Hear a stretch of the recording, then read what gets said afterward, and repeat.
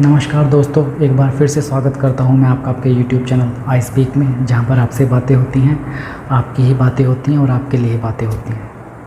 दोस्तों, कुछ महीने पहले किसी ने ये सोचा भी नहीं होगा कि हमारी ज़िंदगी में एक ऐसा समय आएगा जब सब लोग अपने घरों में बंद हो जाएंगे और यहाँ तक कि खुल के सांस लेना भी मुश्किल हो जाएगा। कोरोना के आने के बाद सबकी ज़िंदगी बदल गई है। ये एक ऐसी बीमारी बनकर उभरी जिसने हर इंसान को प्रभावित किया है, यहाँ तक कि हमारा जीने का तरीका बदल चुका है। आखिर हमारी दुनिया में ऐसा क्यों हुआ? कोरोना वायरस क्यों फैला? कुछ तो गलतियाँ रही होंगी हमारी भी। कोरोना कैसे फैलता है ये हम सब जानते हैं। इसके लक्षण क्या है, इससे कैसे बचा जाए, ये सब हमको पता है। आज सिर्फ यही नहीं पता कि ये कब ख़त्म होगा। आज मैं आपका ध्यान उन बातों पर डालना चाहता हूँ जिनकी वजह से कोरोना वायरस हमारी दुनिया में आया है, जिनकी वजह से महामारी आई है। दोस्तों, आज हर देश कोरोना वायरस से लड़ रहा है। दुनिया में सभी देश तरह तरह के उपाय कर रहे हैं, नए नए एक्सपेरिमेंट हो रहे हैं कोरोना वायरस की दवाई बनाने के लिए। पूरी तरह से कुल मिलाकर देखा जाए, आज पूरा विश्व एकजुट है इस वायरस से लड़ने के लिए, क्योंकि सब जानते हैं इस वायरस से हमारी इंसानियत के वजूद को पूरा खतरा है। अगर ये वायरस नहीं ख़त्म हुआ तो ये इंसानियत ख़त्म हो जाएगी। और इंसानी वजूद को बचाए रखने के लिए ज़रूरी भी है, क्योंकि ये बीमारी ही ऐसी है जो सिर्फ सांस लेने से ही फैल जाती है। अब सांस लेना तो हम बंद नहीं कर सकते, इसीलिए बेहतर है मास्क पहने ताकि बाहर से कीटाणु अंदर ना आए और अंदर से कीटाणु बाहर ना जाए। सोशल डिस्टेंसिंग का पूरा पालन करें, ये इसका एक पहलू है। इससे बचाव का एक तरीका, ये सब जानते हैं। कोरोना वायरस को वैश्विक महामारी घोषित किया जा चुका है, क्योंकि दुनिया के किसी भी देश का इस बीमारी पर कोई कंट्रोल नहीं है। लेकिन इसे रोका जा सकता था अगर इंसान स्वार्थी ना होता। मैं यह नहीं कहूँगा अगर इस बीमारी का पहले पता चल जाता तो हम सतर्क रहते और इसको फैलने से पहले ही रोका जा सकता था। आज भी 6 महीने से हम इस बीमारी से लड़ रहे हैं, लेकिन अभी तक इसका इलाज पूरी तरह से नहीं खोजा जा चुका।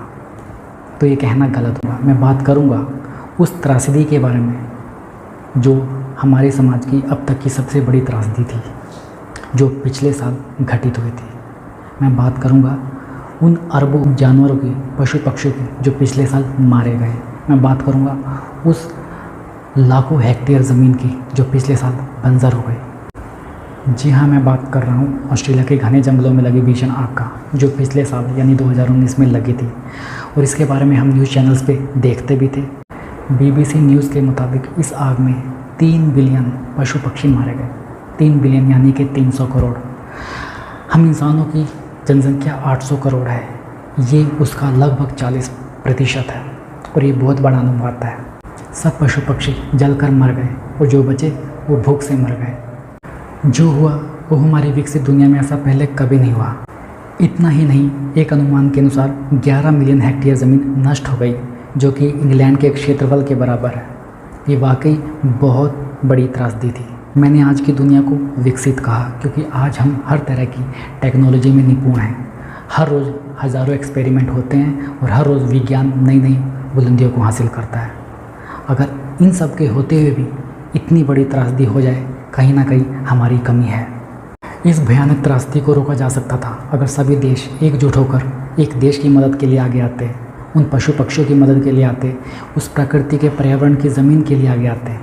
अगर ऐसा होता, हम कम से कम आधे पशु पक्षियों को बचा पाते। आधे पशु पक्षी यानी कि 150 करोड़, 1.5 अरब पशु पक्षी। लेकिन ऐसा हुआ नहीं, सभी देश एकजुट नहीं हो पाए और ऑस्ट्रेलिया इसे रोकने में असफल रहा। फिर एक दौर आता है एक वायरस का, जो धीरे धीरे पूरी दुनिया में अपने पैर पसारता है और देखते ही देखते आधी दुनिया को अपने घरों में नज़रबंद रहने पर मजबूर कर देता है। ऐसा इस विकसित दुनिया में होता है। वो विकसित दुनिया जो हर तरह की टेक्नोलॉजी में निपुण है, वो विकसित दुनिया जहाँ पर हर रोज़ हज़ारों एक्सपेरिमेंट होते हैं और विज्ञान नई नई बुलंदियों को छूता है। लेकिन इस वायरस के सामने सब के सब बेबस हैं। ठीक वैसे ही जैसे वो जानवर बेबस थे, असहाय महसूस कर रहे थे, वो सांस नहीं ले पा रहे थे, और हम सांस लेने के लिए मास्क पहन रहे हैं। कोरोना वायरस ने पूरी दुनिया में इंसानियत के वजूद के लिए खतरा उत्पन्न कर दिया है और सभी देश एकजुट होकर एक साथ खड़े हैं, क्योंकि कोई भी देश अकेला इसका मुकाबला नहीं कर सकता। क्या ये इंसान का स्वार्थी होना नहीं है? जब बात आपकी आई तो आप सब लोग एकजुट हो गए उस वायरस से मुकाबला करने के लिए ताकि आपका वजूद रहे। लेकिन जब बात प्रकृति की थी, पर्यावरण की थी, उन अरबों पशु पक्षियों की थी, तो आपने अपनी आंखें फेर ली। अंग्रेज़ी में कहावत है, what goes around comes around, जैसा बोओगे वैसा काटोगे।